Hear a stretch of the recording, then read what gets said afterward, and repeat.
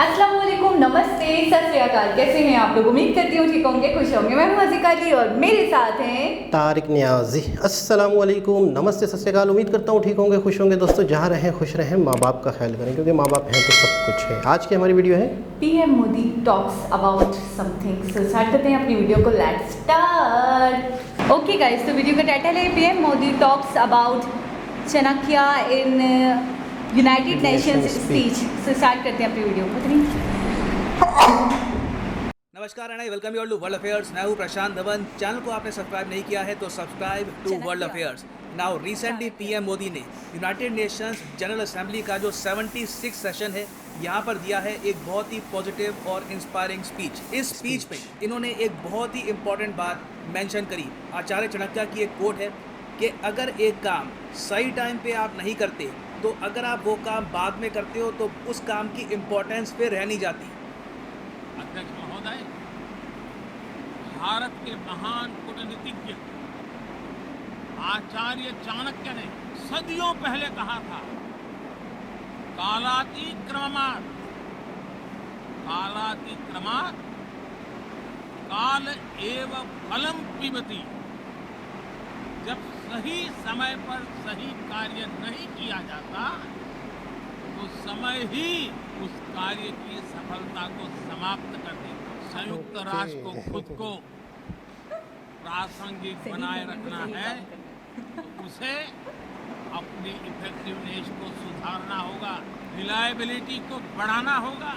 UN पर आज कई तरह के सवाल खड़े हुए। इन सवाल को हमने क्लाइमेट क्राइसिस में देखा है, कोविड के दौरान देखा है, दुनिया के कई हिस्सों में चल रही प्रॉक्सी वॉर, आतंकवाद और अभी अफगानिस्तान के संकट ने इन सवालों को और गहरा कर दिया। इंडियन प्राइम मिनिस्टर ने यहाँ पर जो बात कही है ये ऐसी बात है जो सबके दिमाग में है मगर कोई ओपनली बोलता नहीं है। यूनाइटेड नेशंस की जो इम्पोर्टेंस है ये बहुत कम होती दिख रही है। वेरियस फ्रंट्स पे यूएन फेल होता हुआ दिख रहा है, चाहे अफगानिस्तान का इशू हो, कोविड का इशू हो, और अभी तो हमने रिसेंटली ये भी देखा कि जो ईज़ ऑफ डूइंग बिजनेस, आपको याद होगा वर्ल्ड बैंक भी आपको पता होगा यूएन के अंडर ही आता है। और आपको पता होगा कि हर साल वर्ल्ड बैंक निकालता था ease of doing business report. Recently पता लगा कि चाइना अपने डेटा में इतना करप्शन करता था, चाइना समेत कुछ और कंट्रीज थे, ये अपना डेटा इतना छुपाते थे, इतना करप्शन करते थे कि वर्ल्ड बैंक ने ऑल टुगेदर अब ईज़ ऑफ डूइंग बिजनेस की जो रिपोर्ट है ये खत्म ही कर दी है। यहाँ पे आप देख पाओगे आर्टिकल है world bank to stop ease of doing business report. फिर WHO की किस तरीके से रेपुटेशन हर्ट हुई है कोविड-19 पैंडेमिक में, इसके बारे में भी आप सबको पता है। तो पीएम मोदी यहाँ पर ये कह रहे हैं कि चाहे रिप्रेजेंटेशन की बात हो, ऑर्गेनाइजेशंस की बात हो, यूएन में ओवरऑल एक बड़ा बदलाव लाना होगा अगर इसकी जो इम्पोर्टेंस है ये बना के रखनी है। कोविड के ओरिजिन के संदर्भ में और ease of doing business ranking को लेकर वैश्विक गवर्नेंस से जुड़ी संस्थाओं ने दशकों के परिश्रम से बनी अपनी विश्वसनीयता को नुकसान पहुंचाया। ये आवश्यक है कि हम यूएन को ग्लोबल ऑर्डर, ग्लोबल लॉ और ग्लोबल वैल्यू के संरक्षण के लिए निरंतर सुदृढ़ करें। तो पीएम मोदी यहाँ पर बिल्कुल ठीक बात कह रहे हैं कि ऑल टुगेदर यूनाइटेड नेशंस को कम्प्लीटली ट्रांसफॉर्म करना होगा अगर इन द फ्यूचर इसकी इम्पोर्टेंस बना के रखनी है। क्योंकि आप इतिहास में जाकर देखो तो यूएन का जो प्रीडिसेसर था वो था लीग ऑफ नेशंस। ये क्यों फेल हो गया? इफेक्टिव नहीं रहा। आप अगर देखो लीग ऑफ नेशंस बनाया गया था प्रथम विश्व युद्ध के बाद, इसको इसलिए बनाया गया ताकि इन द फ्यूचर वॉर ना हो। क्या ये इफेक्टिव रहा? इसका आंसर है नहीं। इसके होते हुए भी वर्ल्ड वॉर 2 हो गई। अब यूएन के होते हुए भी हम देख रहे हैं कि पैंडेमिक रैपिडली फैल रहा है, करप्शन ओपनली कंट्रीज कर रही हैं, रूल ऑफ लॉ ओपनली तोड़ा जा रहा है।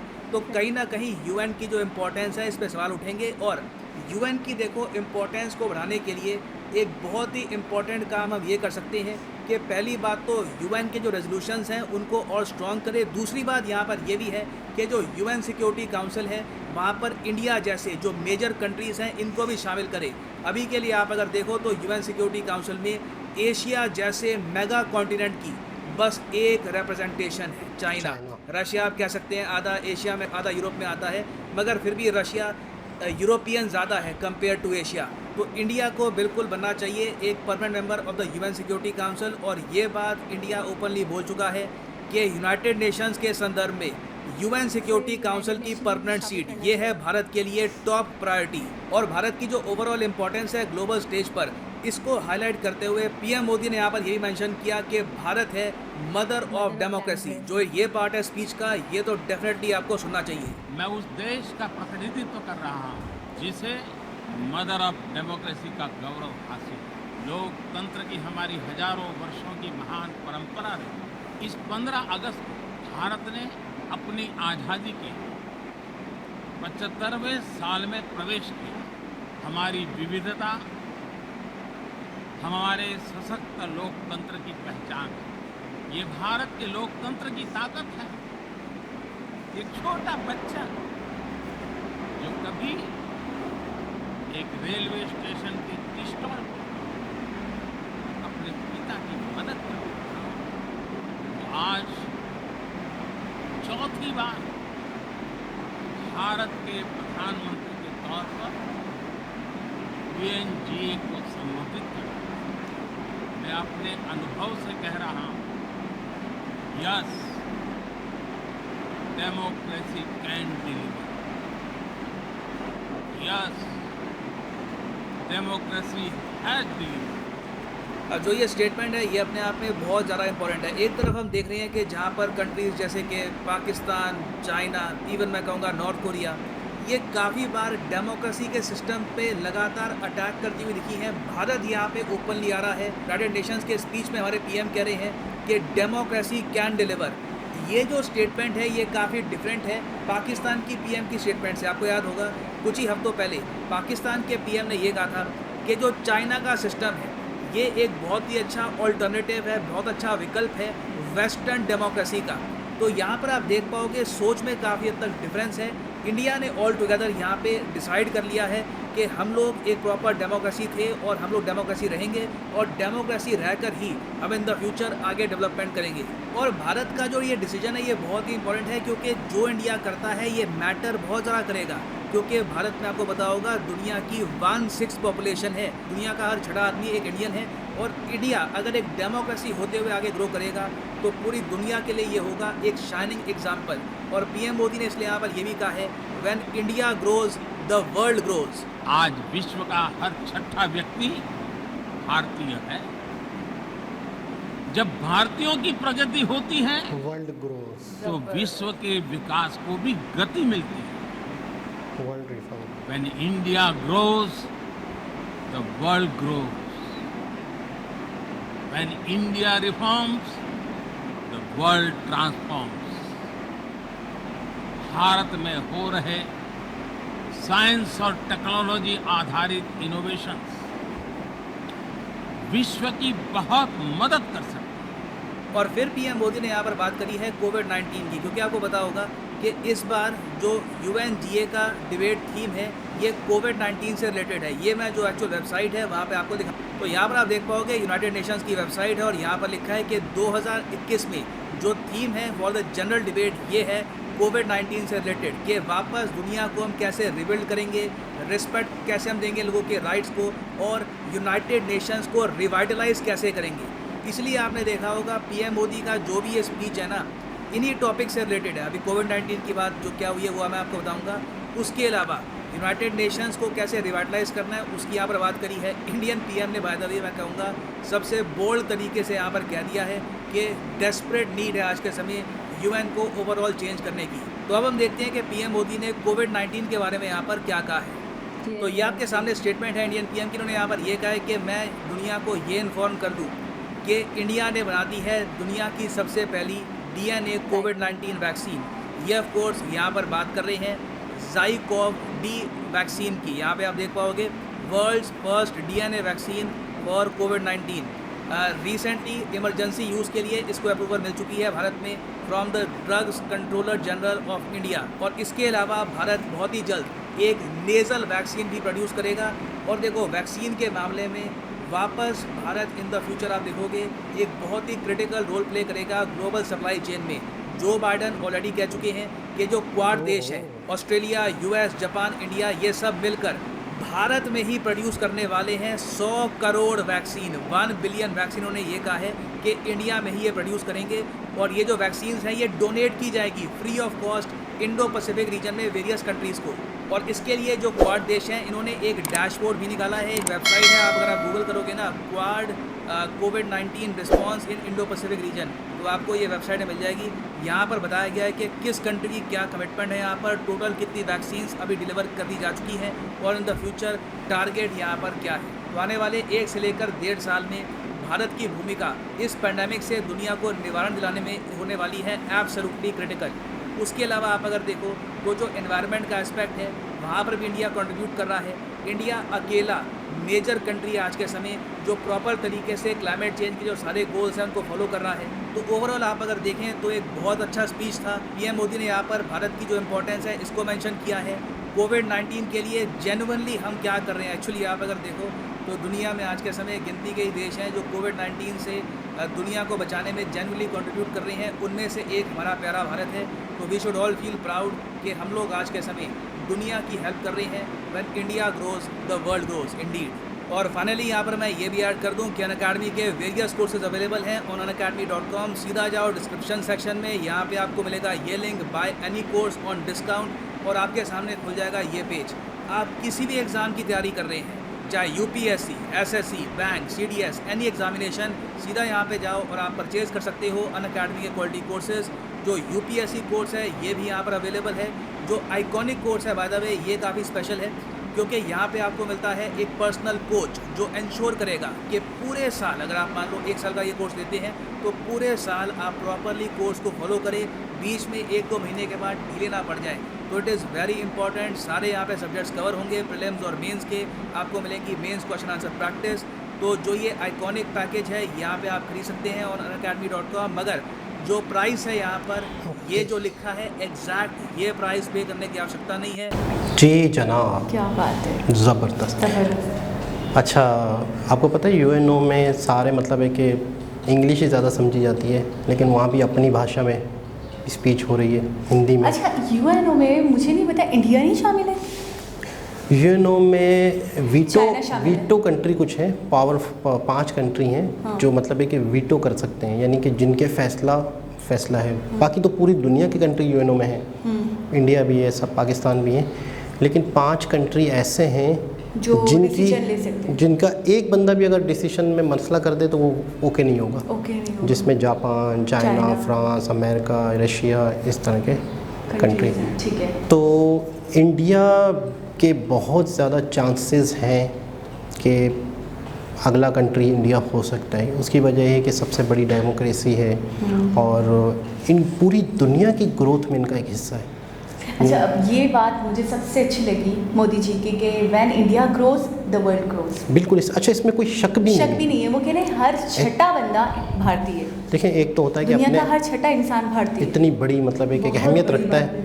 अच्छा, एक होता है कि अपने कंट्री की तारीफ़ें करना, एक होता है कि इसमें वाकई कोई शक नहीं है कि पूरी दुनिया में तरक्की की वजह बहुत हद तक इंडिया है।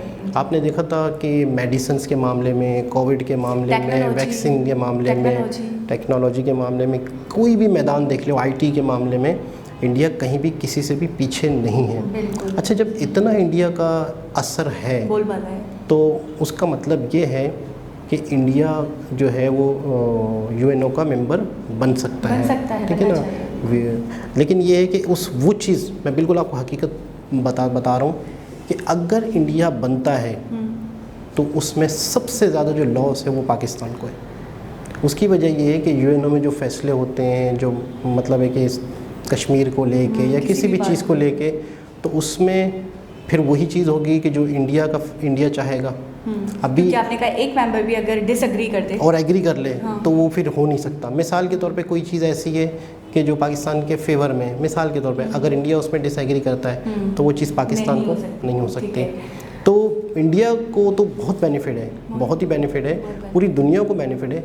लेकिन अगर किसी को लॉस है तो वो सिर्फ़ और सिर्फ पाकिस्तान, चाइना है। अच्छा, पहली वैक्सीन वो बता रहे हैं ज़ाइको डीएनए वैक्सीन, पहली डीएनए वैक्सीन तो वो भी इंडिया इंडिया की तरफ में। से और बनाई आगे जो पूरी दुनिया के लिए डोनेशन के तौर पे वैक्सीन तैयार करने का प्लान बन रहा है, वो काफ़ी हो भी चुकी हैं, वो भी अच्छा, यानी कि अगर बहुत मतलब मैं ऐसी रफली बोल दूँ तो ये कह सकती हूँ कि इंडिया सिर्फ अपनी तरक्की में नहीं बल्कि दुनिया की तरक्की के लिए भी एक अहम हिस्सा बन रहा है अभी जो और सोचता है वो दुनिया के लिए। अभी जो 2 सेकंड पहले आपने एक जुमला बोला, वो यही जुमला है कि इंडिया ग्रो तो अच्छा, एक ये हो गया ना कि सिर्फ अपने मुल्क में मतलब जो तरक्की वाले काम हो रहे हैं, तरक्की हो रही है, प्रोग्रेस हो रही है, सिर्फ मुल्क के लिए हो रही है, तो मुल्क के थ्रू इंडिया को भी जैसे वर्ल्ड को भी फायदा हो रहा है। अगर कोई भी एक्सपोर्ट करें, कोई भी चीज़ कुछ भी बना रहे हैं तो वर्ल्ड को भी फायदा हो रहा है। ठीक है, वो तो अपनी जगह है, लेकिन बेसिकली एक फोकस करके वर्ल्ड के लिए सोचना, जैसे वैक्सीन के हवाले से ले लें, बिल्कुल कोई दूसरे कंट्रीज आगे नहीं आ रहे, चंद कंट्रीज हैं जो आगे आ रहे हैं कोविड को लेकर, तो उसमें इंडिया शामिल है कि इंडिया भी सोच रहा है।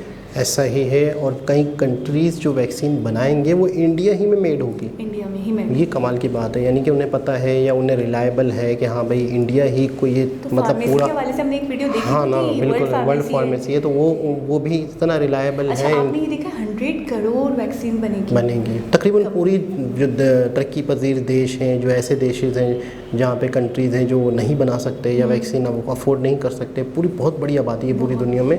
यहाँ तो पूरी दुनिया के पास कई ऐसी जगह हैं जहाँ पे खाना अवेल नहीं है, पीने को पानी साफ़ नहीं है, तो वैक्सीन कहाँ से लगाएंगे। तो जाहिर सी बात है दुनिया के बड़े कंट्रीज़ उठेंगे तो वो डोनेट करेंगे, यानी इंडिया एक मरकज़ बन रहा है। इंडिया एक मरकज़ बन रहा है। और वैसे भी अगर देखा जाए तो पूरी दुनिया का एक मरकज़ ही है बहुत सारी चीज़ों के हवाले से। आप देखें ना कि मल्टी नेशनल जो जितनी भी मल्टीनेशनल कंपनीज़ हैं उनके अंदर जो उनको चलाने वाले जो हैं उनकी रीढ़ की हड्डी इंडियंस हैं, तो और क्या रह जाता है। जो टाइकन्स हैं वो इंडियंस हैं। अच्छा, सुंदर पिचाई, हमने उनकी बायोग्राफी देखी थी। मैं कहता हूँ गूगल के बगैर तो दुनिया ठप है। मैं कहती हूँ बेकार है, यूजलेस है। आजकल की जो टेक्नोलॉजी, जितना नेट, उनके CEO इंटरनेट वगैरह को लोग वो करने लग गए हैं, तो यूज़ करने लग गए हैं। मेरे हिसाब से तो गूगल के बगैर तो बेकार है। मैं बोलती हूँ लाइफ का कॉन्सेप्ट ही नहीं है। अच्छा, आपने नोट किया कि मोदी जी का कॉन्फिडेंस, मोदी जी का बात करने का अंदाज़ और अपनी भाषा में, अपनी ज़बान में। अच्छा, उसी वक्त दूसरे ट्रांसलेट करके सुन रहे हैं। अच्छा, मैंने आपको पता है उसी वक्त ट्रांसलेट हो रही है। हाँ, अच्छा, मैंने देखा है कि ज़्यादातर मैंने इमरान खान को देखा है कि वो ज़्यादातर इंग्लिश को प्रायोरिटी देते हैं। बिल्कुल ऐसे ही। ज़्यादातर उनके इंटरव्यूज़ मैंने देखा कि वो इंग्लिश में ही दे रहे होते हैं। लेकिन मैंने मोदी जी को देखा है एक आधा सेंटेंस हो गया, वैसे वो प्योर हिंदी में बात कर रहे होते हैं और बहुत अच्छी हिंदी में, अच्छी हिंदी में, गाड़ी हिंदी में। अच्छा, गाड़ी हिंदी तो अपनी जगह एक बहुत ही ज़्यादा वो वाली नहीं कि बंदा अंडरस्टैंडिंग ना कर पाए। हमें भी समझ आ रही थी, हमें समझ में आती, बहुत ठेठ हो जाती है ना, वो वाली नहीं। लेकिन ये है कि इनका बोलने का अंदाज, उनके अंदर ठहराव, उनके अंदर इत्मीनान। अच्छा, एक होता है कि एक चीज़ बोल रहा होता है इंसान, बाज़ दफ़ा उसे पता नहीं होता वो बोलने क्या जा रहा है, तो उसके अंदर थोड़ी सी कशमकश होती है। लेकिन इनका मैंने बोलने का अंदाज़ देखा, इन्हें 100% अल्फाज का पता है मैं क्या बोल रहा हूँ। मेरे साथ ये ऐसा होता है कि मैं ना कोई सेंटेंस बोल रही होती हूँ, फिर नेक्स्ट सेंटेंस सोचने के चक्कर में दूसरा वाला जो सेंटेंस अदा कर रही होती है ना, उसमें थोड़ी सी अदायगी में थोड़ा आगे पीछे कर देती हूँ। बिल्कुल ऐसा ही है। ठीक है ना, क्योंकि मेरे माइंड से वर्ड आगे पीछे हो जाते हैं। लेकिन मैंने मोदी जी को देखा इतना फ्लुएंटली बोल रहे होते हैं और इतना मतलब ऐसा लगता है कुछ रट्टा वेकेशन नहीं है, कुछ रटा हुआ नहीं है। अच्छा, एक तो रटा हुआ पढ़ नहीं रहे, पढ़ा हुआ लिखा हुआ, ये तो सर ने हमें बताया कि कभी वो स्पीच पढ़ते नहीं है। लेकिन मैंने ये चीज़ नोट की है कि उन्हें हर लफ्ज़ का पता है कि मैंने अगला लफ्ज़ क्या बोलना है। कभी-कभी मैंने देखा कमाल है। बड़ी सेइंग्स बता रहे होते हैं, इतनी पुरानी बातों को कॉल को बता रहे होते हैं कि ये तो हमने पढ़ा है। मैंने ये देखा इनका मुताला कितना बेहतरीन है, हर चीज़ की नॉलेज है। और मतलब है कि हर टॉपिक पे अगर हमने कोई भी मुद्दा छेड़ दिया तो ऐसा नहीं है कि वो बिल्कुल खामोश हो जाए। अच्छा, नहीं, ऐसा नहीं, तो वो उस पर बात, कोई भी टॉपिक हो उस पर मुझे लगता है मैंने जब ये बात की थी एक मरतबा कि उनके जो अल्फाज हैं या ऐसा लगता है जैसे राइटर, मैंने कहा जैसा ऐसा लगता है कोई राइटर्स हो या ये हो, तो फिर हमें पता चला कि इन्होंने 4 बुक्स लिखी हैं। कमेंट्स आए थे कि पीछे कि इन्होंने बुक्स लिखी हैं। अच्छा, एक तो बोलने का अंदाज़, कॉन्फिडेंस और किस सलीके से। अच्छा, एक सबसे खूबसूरत बात जो स्टार्टिंग में हुई थी कि आप सही चीज़ सही वक्त पर, अगर दुनिया में नहीं, मतलब आपको समझ मुझे तो बहुत अच्छी तरह समझ सही चीज़ अगर सही वक्त पे दुनिया में। अच्छा, मैंने ये देखा है अगर सही चीज़ सही वक्त पर ना हो ना, मैं आपको नहीं कह रही हूँ, मैं जनरल बात कर रही हूँ, तो उसका मज़ा किरकिरा हो जाता है। ऐसा है कि उसका नहीं, आप बताएं, आप बताएं। मज़े को छोड़ के इफ़ेक्ट की बात करें कि उसका इफ़ेक्ट जो है, उसका रिजल्ट जो है पॉजिटिव मज़ा किरकिरा हो जाता है, मतलब उसकी वो जो सक्सेस होती है, जो एक उसका क्या बोलूँ मैं, फल होता है या उसका जो एक रिजल्ट इम्पैक्ट मिलने वाला होता है, रिजल्ट मिलने वाला होता है, वो नहीं रहता। आप खुद मतलब मिसाल आपको इसकी उतना छोटी मज़ा सी नहीं आता। इसकी छोटी सी एक मिसाल दूं हाँ। कि एक शख्स बीमार है, उन्हें दवा की ज़रूरत है। ठीक। अगर उसे उस वक्त दवा ना दी तो 2 दिन बाद, हफ्ते बाद वो सही हो जाता है, तो वो दवा उसे खिलाएंगे। अच्छा, एक आप शख्स आप को- आप समझेंगे उसके लिए वो दवा किस काम हाँ, की। एक शख्स को बहुत प्यास लग रही है, अभी मुझे बहुत प्यास लग रही है, अब अभी मुझे पानी पिलाएंगे तो ही मेरे वो- दिल से आपके लिए कितनी दुआएं निकलेंगी, कितनी। अब 1 घंटे बाद आप मुझे पानी पिलाएंगे तो वही वाली बात, भले मेरा दिल भले करेगा भले गला दबा दूं नहीं, आपका। भले 1 घंटे बाद आप जूस ले आए, हाँ, मिसाल दे रहा हूँ, भले- आप भले- दुनिया का सबसे अच्छा पानी ले हाँ, आए, लेकिन वो मेरे लिए उस वक्त इतना डिजायरेबल नहीं होगा, क्योंकि मैं तो उस वक्त- इसीलिए किसी शख्स ने एक और बात भी कही है कि अगर आप सही वक्त पर सही जगह होते हैं तो आप लकी हैं। अगर आप ऐसी परफेक्ट जगह पर हैं जहाँ से आपको कोई बेनिफिट मिलना है, आप किसी ऐसे इदारे में हैं जहाँ से आपको बेनिफिट मिलना है, आप किसी ऐसे बिज़नेस को पकड़ लिया आपने, सही। ऐसा बिज़नेस की डील हो रही है आपकी, और आप उस वक्त उस जगह पर हैं, तो आप लकी हैं। सही वक्त सही जगह पर मौजूद हैं, आपका लक है। आपका लगे, आप लकी हो। लकी अच्छा, एक और चीज़, हम बहुत सारी बातें बोलते हैं, अच्छा कुछ लोग होते हैं ना, उनकी बातों का असर नहीं होता। आपने देखा है वो इतना ज़्यादा आपको मतलब असरअंदाज आप पे नहीं कर पाते, लेकिन मैंने देखा ये मोदी जी- शख्सियत होती है, हाँ, ये शख्सियत होती मोदी है। जी कोई बात, अगर कोई वो आम बात भी कर रहे होते हैं ना, तो उसमें भी ऐसा लगता है बड़ा मीन है, ये- बड़ी मतलब इसके अंदर बड़ी गहराई है, इसको बड़ी डीपनेस है। इसे मैं यूँ कहूँगा कि हर इंसान के अंदर कुदरत की तौर पे बिल्कुल। कुछ ना कुछ गुण होते हैं, कुछ गुण ना कुछ होते हैं, सलाहियत ठीक, होती है, सलाहियत होती है। जो उनका बोलना भी मायने रखता है, उनका बोलना वज़न रखता है। ये एक कुदरती चीज़ होती है। मोदी जी ने सही वक्त पर सही जगह थे, तो आज वो सही जगह पर पीएम बन चुके हैं। बिल्कुल, तो इसका मतलब है कि उनका बोलना लोगों तक आ रहा है। बिल्कुल।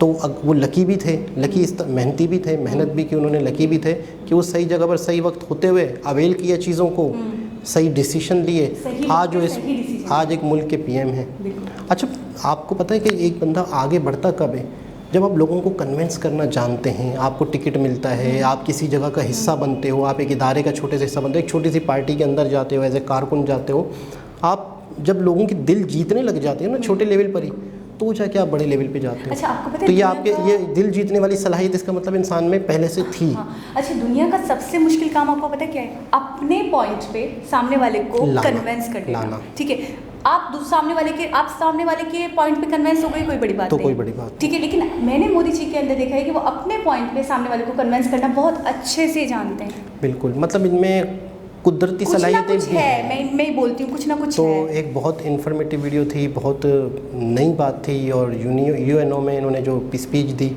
बिल्कुल कमाल कमाल की की थी। तो दोस्तों, उम्मीद करते हैं आज वीडियो भी आपको अच्छी लगी होगी। दोबारा किसी और वीडियो के साथ आपसे मुलाकात होगी। जब तक के लिए अल्लाह हाफ़िज़।